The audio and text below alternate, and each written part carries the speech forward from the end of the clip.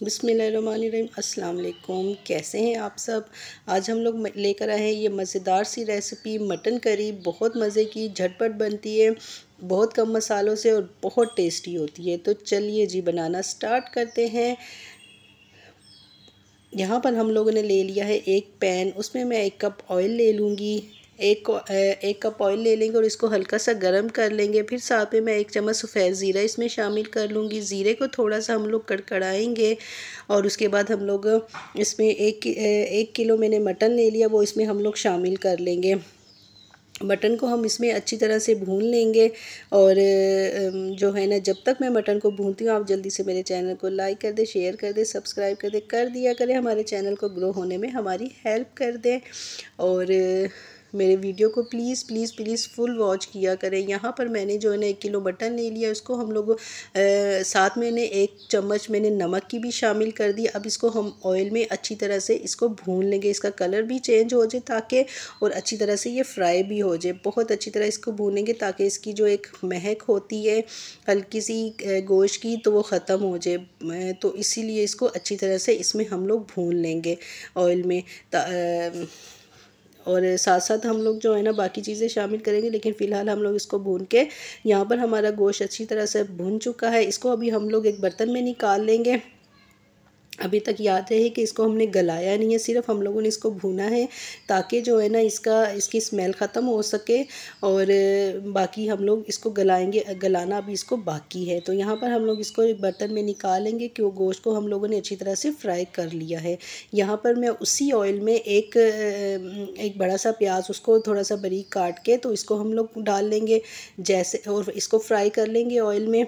उसी ऑयल में हम लोगों ने प्याज़ों को डाला है, हम लोग दूसरा नहीं लेंगे, उसी में फ्राई करेंगे। जैसे ही हमारे प्याज हल्के से फ्राई होंगे, हम लोगों ने इसको डार्क कलर नहीं देना, हल्का सा फ्राई करेंगे। तो यहाँ पर मैं इसमें क्या करूँगी कि ये मैंने अदरक कटा हुआ डाल दिया, लंबे लंबे काट लिए थे अदरक के, और साथ में मैं लहसुन के 6 से 7 जवे डाल दूँगी, और इनको भी हम लोग डाल के अच्छी तरह से फ्राई कर लेंगे और हल्का हल्का सा इनको भून लेंगे। थोड़ा सा इनका जैसे ही कलर चेंज होगा, फिर हम लोग इसमें बाकी चीज़ें भी शामिल कर लेंगे। हमने इनको हल्का हल्का सा फ्राई करना है, कलर हमने इनका चेंज नहीं करना है। तो हम लोग इसको फ्राई कर लेंगे। यहाँ पर हमारे प्याज, लहसुन, अदरक तीनों चीज़ें फ्राई हो चुकी है। अब हम लोग इसमें क्या करेंगे, टमाटर डाल देंगे। टमाटर मैंने दरमियानी साइज़ के 3 अदद ले लिए थे, उनको इस तरह से मैंने काट लिया था, और जो है ना वो हम लोग इसमें डाल के थोड़ा सा अब हम टमाटर को भी हल्का सा फ्राई करेंगे। और जैसे ही हल्का, यहाँ पर मेरे टमाटर भी फ्राई हो चुके हैं। अब हम सारे मसाले को हम लोग बाहर निकाल लेंगे, सारा मसाला बाहर निकाल लेंगे, अच्छी तरह से निकालेंगे।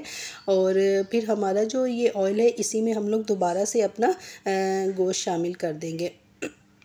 गोश्त को हम लोग इसी में दोबारा शामिल करेंगे, और इसको हम लोग जो है ना मज़ीद पकाएंगे। और जो हम लोगों ने मसाला निकाल दिया, जैसे ही वो थोड़ा सा ठंडा होगा, उसको हम लोग ग्राइंड कर लेंगे। उस मसाले को, जो प्याज और टमाटर का हम लोगों ने मसाला निकाला, उसको हम लोग ग्राइंड कर लेंगे। यहाँ पर मैंने गोश्त डाल दिया था। अभी हम लोग क्या करेंगे, इसको गलाने के लिए अब हम इसमें दो गिलास पानी, 2 बड़े गिलास पानी के हम लोग इसमें शामिल कर देंगे। आँच को थोड़ा हल्का कर देंगे, और साथ में हम लोग बाकी स्पाइसेस भी इसमें शामिल कर देंगे। मैं यहाँ पर हाफ़ टी स्पून हल्दी ले लूँगी, 1 चम्मच पिसा हुआ धनिया ले लूँगी, आधी चम्मच लाल मिर्च की ले लूँगी, और आधी चम्मच हम लोग ब्लैक मिर्चों की ले लेंगे। नमक हम लोग पहले ही शामिल कर चुके हैं। तो ये सारे मसाले हम लोग इसमें शामिल करके अच्छी तरह से इसको मिक्स कर लेंगे। मिक्स करने के बाद जो हम लोगों ने प्याज टमाटर का मसाला निकाला था, उसको हम लोगों ने ग्राइंड कर लिया, तो वो भी हम इसके अंदर शामिल कर देंगे। यहाँ पर ये देखिए जी, मेरा मसाला जो है ना ग्राइंड हो चुका है, अब वो भी इसमें शामिल कर देंगे। तो इसको शामिल करने के बाद इस मसाले को हम लोग इसमें अच्छी तरह से मिक्स कर लेंगे। मिक्स करके फिर हम लोग क्या करेंगे कि इसको जो है ना, आंच को हम लोग दरमियानी सी आंच रख के, तो इसको हम लोग तकरीबन 45 मिनट के लिए गोश्त गलने के लिए हम लोग रख देंगे, ताकि हमारा गोश्त अच्छी तरह से गल जाए। 45 मिनट बाद जब मैंने देखा, तो ये देखिए जी, मेरा गोश्त गल चुका है। गोश्त हमारा गल चुका है, और जो है ना ऑयल भी छूट चुका है।